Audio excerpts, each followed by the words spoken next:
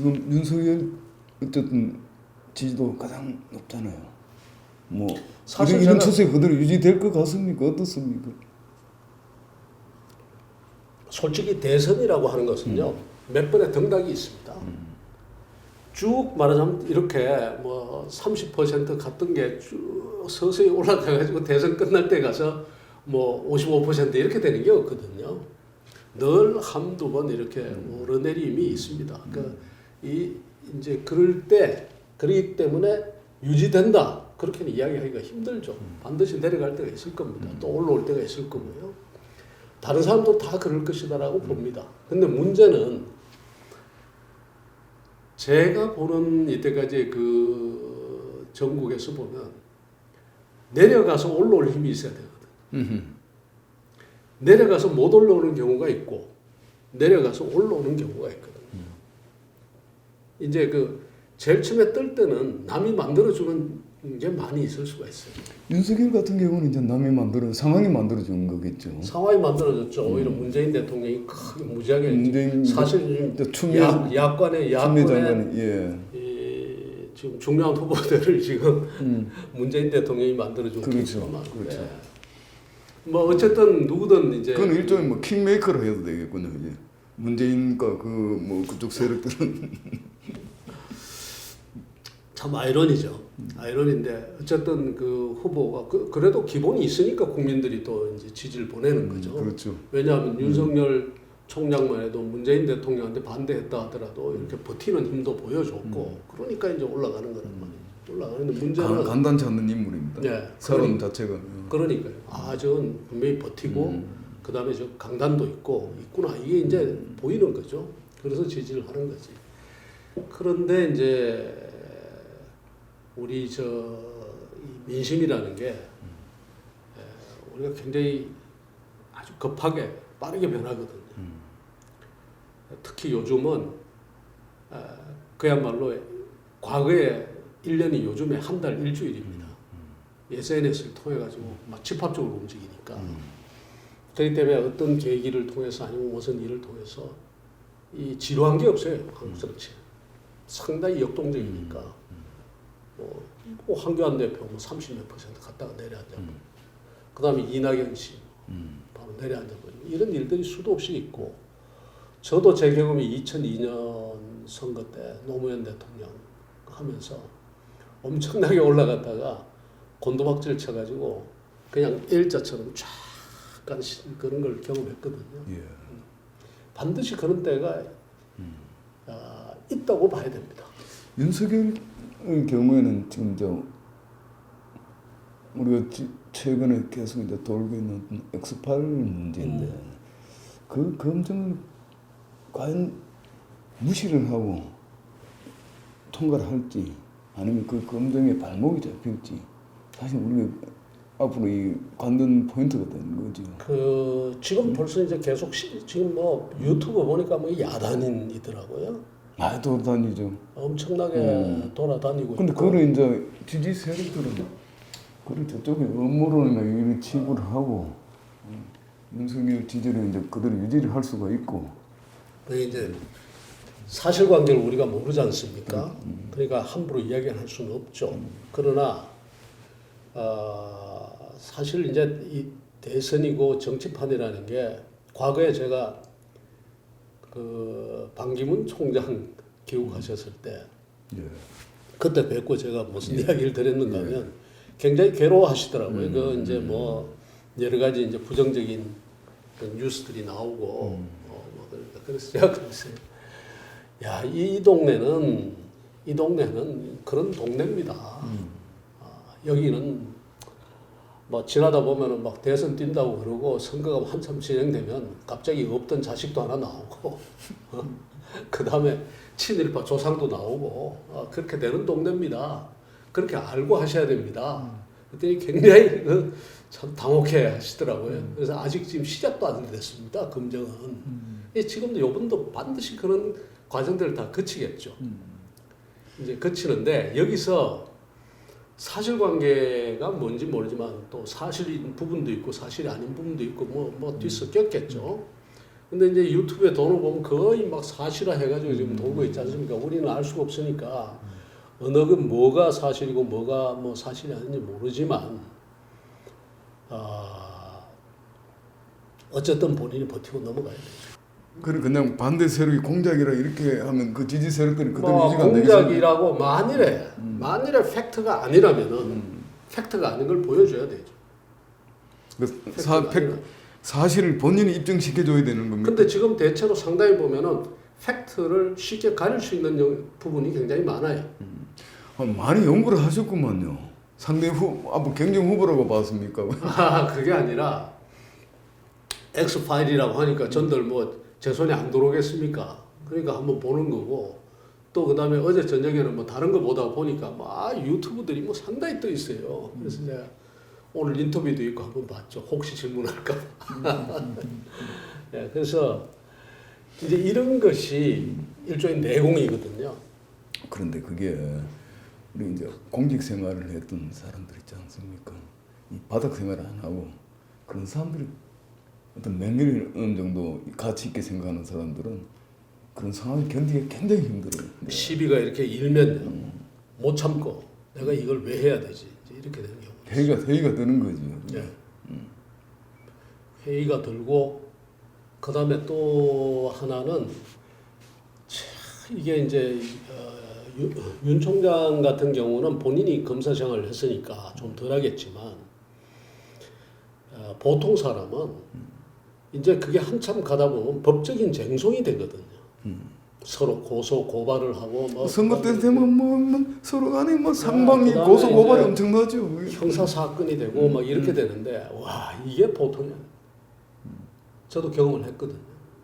윤석열 후보가 만약에 이 낙마하는 경우를 대비해서 이제 보수 진영에서는 그 대안으로 지금 최재형 전 감사원장을 생각하고 있죠.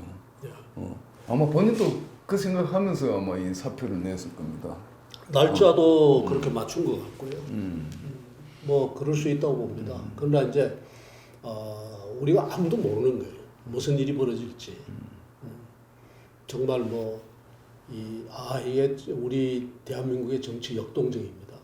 그렇죠. 대단히 역동적입니다. 그렇죠. 그리고 아까 말씀드린 것처럼 이 SNS 문화가 확 퍼지면서 더 빨라졌거든요. 그게 왜 그런가 하면은 충성심을 확보해서 정치를 하지 않습니다. 대한민국 정치가. 충성심? 그러니까 어떤 로얄티. 저 사람은 정말 내가 참 존경하고 좋다. 이렇게 해서 붙는 경우 이제 있죠. 있는데 이제 지금 윤석열과 최재형의 경우는 그렇지 않습니까? 그 지지 세력 저는 그렇게 안 봅니다. 충성도가 굉장히 높은 지지 세력들인데. 저는 그렇게 안 봅니다. 저는 여전히 뭔가 하면은 아까 말씀드리지 않습니까? 문재인 대통령이 만들어준 거거든요. 상당히 많은 부분을. 그러니까 문재인 대통령의 반감과 그에 대한 정권 교체라든가 대한 세력의 형성이라는 그런 측면에서 유력한 사람을 지지하는 거지. 윤석열에 대해서 우리가 다 샅샅이 알고 그 다음에 지금 오는 엑스파일이라든가 이거 다 검증하고 뭐 해가지고 이건 뭐 틀림없는 사람이고 이거는 대한민국을 갖다 이렇게 반드시 끌고 가야 돼 이런 거 아니거든요. 그 다음에 저기도 마찬가지고 최재형 원장 같은 경우는 지금 이제 우리 잘 모르잖아요. 좋은 이야기가 많지 않습니까? 최재형 감사원장에 대해서는. 그거는 인간적인 이제 그런 굉장히 도덕적인 분이고. 그러나 이제 앞으로 또 틀림없이 이제 판사 출신이니까 이제 판결문 같은 것을 또 뒤질 겁니다, 아마. 그래 됩니까? 판결문에 있어서 뭐 예를 들어서 뭐 좀 뭐 저는 별 이상이 없을 거라고 생각을 하는데 뭐 여러 가지 차원에서 문제 제기가 있을 수가 있거든요. 예를 들어서 뭐 사실적인 측면에서도 있을 수가 있지만 또 한편으로 보면은 왜 보수 후보가 이런 판결을 했었느냐, 뭐 그럴 수도 있는 거고 보수 맞느냐, 뭐 이러면서 공격할 수도 있는 거고. 그러니까 다양한 형태예요. 뭐가 있을 수도 있습니다. 이제 그러면서 오르락 내리락 이렇게 할 수가 있는데 중요한 것은 반드시 내려온다라고 보고 내려온 다음에 치고 올라가는 이제 그 동력이 있어야 되거든요. 그 동력은 뭡니까? 뭐가 필요하죠? 여러 가지 아니겠습니까? 결국은 본인의 내공이고요. 그럼 본인이 어떻게 해야 되는 겁니까? 그 상황에서 가장 이 바닥에 떨어져 있을 떨어지는 그런 느낌이 들고. 상황이 다 달라서 알 수가 없겠습니다. 제가 예를 들어서 하나 예를 들면 저희 기억나는 게 이제 노무현 후보 같은 경우에 이 정말 내공인 게 완전히 그냥 그 뭐 10몇 퍼센트를 해가지고 바닥을 쫙 기다가 그렇죠. 어느 날 가가지고 그 부인 이야기가 나오니까 장인 이야기가 나오니까 내가 그러면 이혼이라도 하라는 말씀입니까? 뭐 집사람을 보내야 됩니까? 그거죠. 이거 아닙니까? 그런 거 하나가 또 쫙 올리거든요. 그것 때문에 올라갔습니까? 아니면 DJ가 마크에서 좀 밀어줘 올라간 겁니까? DJ 마크 무릎 줬겠지만 결국은 그 노무현의 저는 그 의의와 메시지 이런 것이 굉장히 작용했다고 보고요. 그 다음에 그러고도 안 올라가니까 막판에 결국은 뭔가 하면 3, 4% 뒤지고 있는 상황에서 단일화하고 던져버리지 않습니까? 정몽준이하고 그랬다는 거죠. 그 이런 게 이제 말하자면 본인의 승부수도 그죠? 성부수고 내공이고 그러거든요. 이제 그런 것이 아니면 이제 내려왔다가 치고 올라가기가 굉장히 힘이 드는 거예요. 못 버티는 경우도 많죠. 상대적으로 이회창 후보는 그걸 못 버틴 거고요. 그 네거티브를.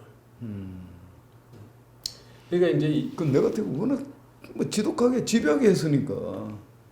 네거티브가 원래 지독합니다. 네거티브가요. 왜 지독한가 하면은 효과적이거든요. 굉장히 효과적입니다.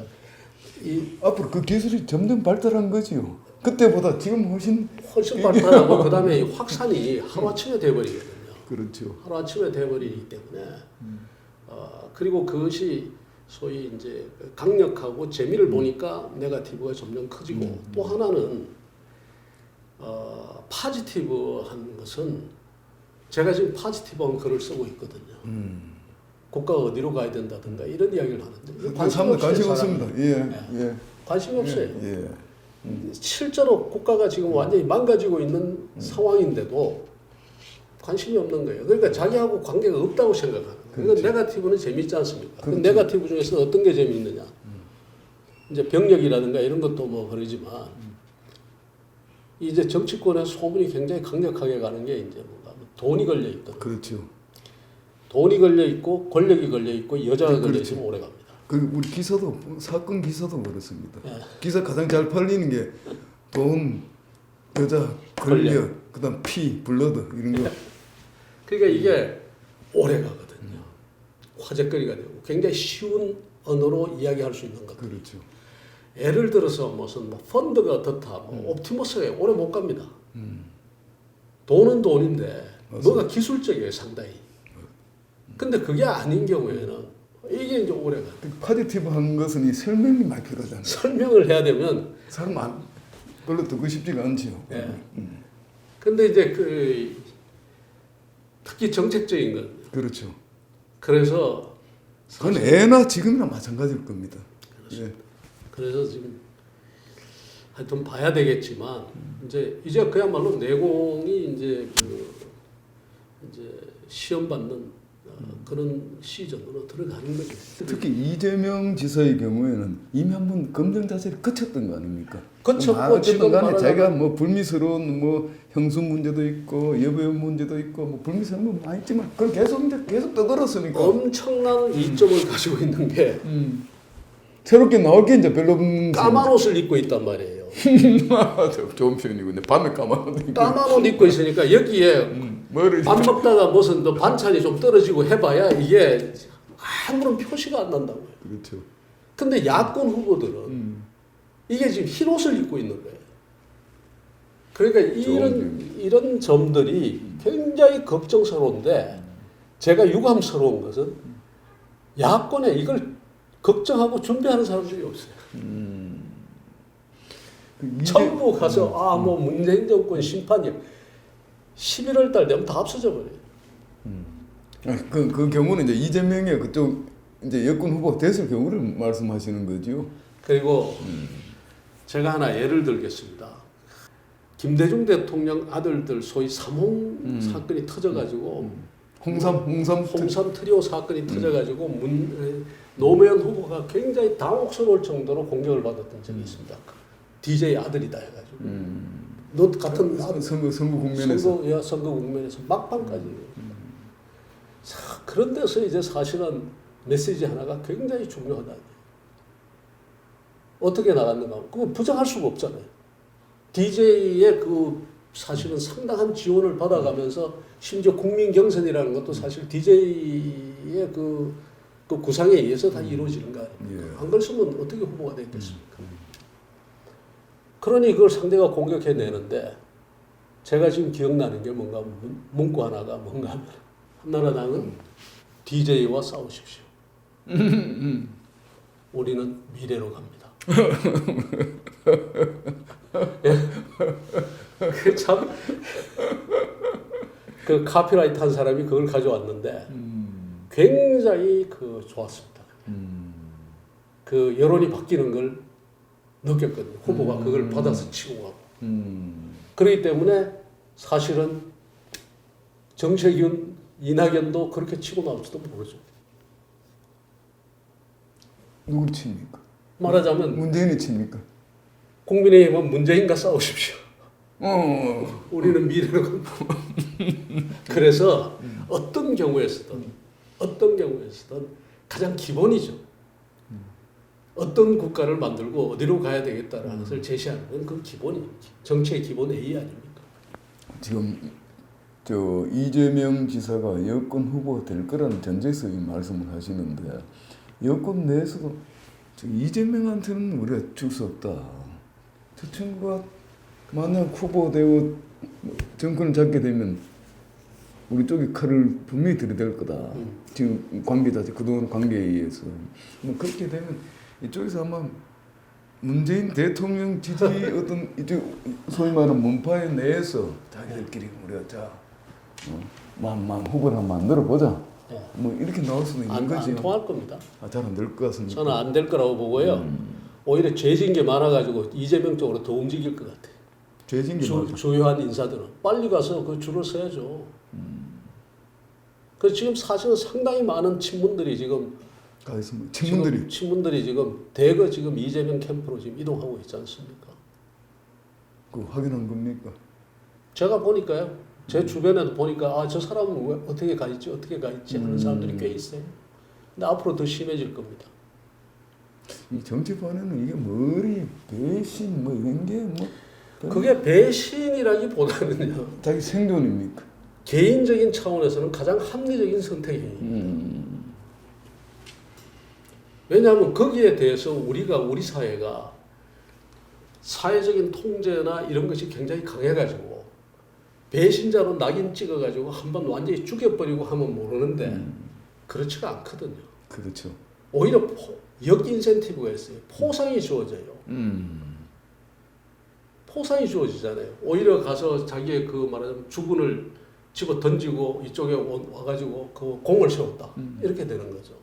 그런 경우들이 많기 때문에 전체적으로 보면은 상당히 개인적인 차원에서는 합리적인 선택행위다. 이렇게 이야기할 수가 있죠. 이 문파 내에서의 어떤 후보, 단일 후보는 성공 가능성이 없다. 이렇게 보십니까? 뭐 만들어지게 하겠죠. 예를 들어 뭐 조국도 들썩거릴 수 있고 유시민도 들썩거릴 수 있고 뭐 그럴 수 있는 거 아니겠습니까? 만들어질 수는 있겠지만 저는 저 이재명 현상이라는 게 저게 상당히 그 힘을 갖추고 있다라고 생각하는 게 이 팬덤이 소위 말하는 팬덤이 지금 여당 정치인 중에서 유일하게 지금 좀 이재명 쪽에 가요. 그 여야를 다 통틀어 그런 거죠. 쉽게 말해 충성 지지층 아까 말씀하신 여야를 통틀어서 야권에는 그런 팬덤을 가진 사람이 없고요. 아까 말씀하신 윤석열이나 최재형은 그런 팬덤이 없다고. 팬덤이 형성이 안 됐다. 이재명이 유일하게 지금 한국 그 정치인들 중에서 굉장히 이 눈에 확 띄는 정도의 그 팬덤을 가지고 있고 그런 것 아닌가 저는 그렇게 보거든요. 이 문재인 대통령의 어떤 지지 세력 자체가 견고하지 않다고 보는 저는 견고하지 않다고 봅니다. 견고할 만한 그런 매력이 별로 없었어요. 지금 우리니 마음대로 해 뭐 이런 게 많지 않습니까? 그거는 이제 저는 일시적인 현상이라고 봅니다.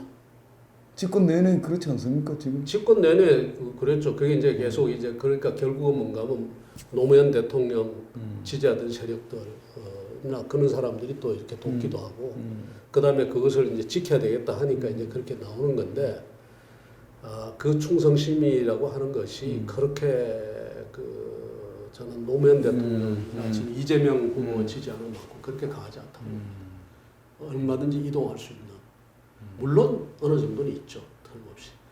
우리 위원장께서는 이제 노무현 정부 시절에 같이 이제 청와대 근무를 문재인 같이 했지 않습니까? 네. 뭐 제가 듣기로는 이제 노무현 대통령 청와도 많이 받았고 뭐 거의 재임 기간 내내 청와대 뭐 어떤 그 안에 있든지 아니면 그 근방에서 계속 맴돌았는데 문재인 실장은 대통령이 되고 본인은 지금 현재 이 지경이 됐습니까? 뭐 이 지경이 어떻습니까? 괜찮은데. 그러니까 결국은 이게 이제 한국 정치의 그 맥을 따라가는 건데요. 기본적으로 뭐라 그럴까 세력을 만드느냐 안 만드느냐의 차이라고 봅니다. 중요하죠 정치에서. 네, 저 같은 경우는 일을 하자는 게 이제 기본이었고, 문 실장은 문재인 대통령은 어찌됐든 부산이라고 하는 기반을 해서 소위 부산 라인이라고 하는 그 사람들을 중심으로 해서 그 세력을 가지고 있었고요. 그 다음에 또 하나의 큰 차이는 당시의 민주당의 지도자들이 이 뭐라 그럴까 문재인 대통령이 만만하게 보였을 겁니다. 이해찬이라든가 한명숙이라든가 뭐 유시민이나 이런 사람들이 문재인이라는 사람은 직접 나서서 정치를 할 사람이 아니고 앞에 내세워놓으면 언젠가는 자기들을 도와줄 사람으로 봤을 겁니다. 우리 쉽게 말하면 얼굴마다 말씀하신 겁니까? 그런 정도지 결국은 그렇게 나서지 않을 사람으로 봅니다. 사람 잘못 봤구만 그 당시에. 사람을 잘못 봤는지 아니면 원래 사람이라는 것이 한번 말하자면 그런 권력의 그 트레일이 올라가면 그렇게 달리게 돼 있는지. 그때 봤던 문재인 실장과 지금 뭐 대통령 한 4년 반 정도 4년 뭐 넘게 한 지금 문재인 대통령과는 어떠세요? 좀 다른 인물 같죠? 같은 점도 있고 다른 점도 있고요. 우선 뭐 성향도 정치적인 성향도 비슷하고 거의 같다고 봐야 되죠. 성향은 비슷하다. 성향 말하자면 상당히 일종의 보면 조금 좀 진보라고 할까요? 진보 좌파라고 할까? 그런 성향들이 있지 않습니까? 그런 거 뭐 그런 거나 그 다음에 자기 주장을 뚜렷하게 이렇게 말하지 않는 것, 뭐 이런 부분들도 비슷해요. 그러니까 뭐라고 보이는가 하면 다른 사람들이 봤을 때 저 사람이 뭘 하겠다는 게 아니라 저 사람은 나를 도와줄 사람 내지는 나중에 내 베이스가 될 수 있는 사람이다. 이런 이미지를 주는 데 비해서 우리는 저 같은 사람은 정책을 다룬 사람 아닙니까? 여기는 불분명한 게 없거든요. 그러니까 늘상 당하고 부딪혀야 되고 어떻게 보면은 서로 다퉈야 되고 싸워야 되고 그리고 주장이 강해야 되고 이제 그런 입장이라고. 그리고 누가 봐도 이제 저는 쉽게 말해서 만만하질 않죠. 그 달라진 부분은 어떤 겁니까? 그때와 비교해보면 달라진 부분은 말이 많아졌죠. 낯설다 뭐 이런 느낌이 좀. 내가 후보 때 보니까 말을 많이 하더라. 말씀을 많이 하더라. 정말 말이 별로 없는 분이거든. 근데 보니까 이제 뭐 어떤 환경에서든 수석 보좌관 회의에 어떨 때는 단어가 뭐 10,000개 이상의 단어를 이야기했다는 이야기도 나오고 10,000개. 그러니까 말을 많이 하는 거죠. 그런 모습은 제가 못 봤거든요. 말이 거의 없는 그런 스타일인데. 그 말에 대한 어떤 신뢰가 좀 떨어지는 것 같아요. 어떤 거짓말을 한다는 그런 느낌도 좀 받고 있고 물론 우리가 비판적인 입장이라 그런지 모르겠는데 자기 그림이 확실하고 그 다음에 자신이 있으면 사실은 사람의 말이라는 것은 아무렇게나 해도 다 이렇게 맞게 돼 있습니다. 조각이 그 퍼즐 맞춰지듯이 갖다 놓으면 그게 그렇게 어긋나질 않아요. 근데 자기 철학이 분명하지 않거나 그 다음에 자신이 없거나 하면은 그 상황에 따라서 이야기를 하게 돼요. 말이 바뀌는 것 같아요. 위원장께서는 이번 대선에 본인한테 어떤 찬스가 올 거라는 어떤 그런 기대를 갖고 있습니까? 저한테 찬스가 오면 그건 불행한 거고요. 왜냐하면 그거는 지금 기존의 후보들이 다 무너진다는 이야기거든. 그 무너졌다 하더라도 뭐 이 그게 그 찬스가 이 위원장한테 간다고 봅니까? 찬스가 오는 걸 기다리지는 않겠죠. 말하자면 어떤 시점이 돼가지고 내가 나가야 되겠다고 하면 나서는 거지. 예? 그냥 기다려서 먹는 거. 본인도 뭐 또 예를 들어서요. 대선 출마를 하겠다는 겁니까? 할 수도 있죠. 할 수 있죠. 왜냐하면은 조건이 있을 겁니다. 말하자면 아무도 말하자면 국가의 어떤 비전이라든가 이런 부분에 있어서 너무나 모호하고 가지고 뭘 하고 왜 대통령 나왔는지 도대체 모를 그런 지금 행보를 한다. 이러면 단 1%가 아니라 0.1%를 얻더라도 해야 되는 거예요. 그걸 바로잡기 위해서.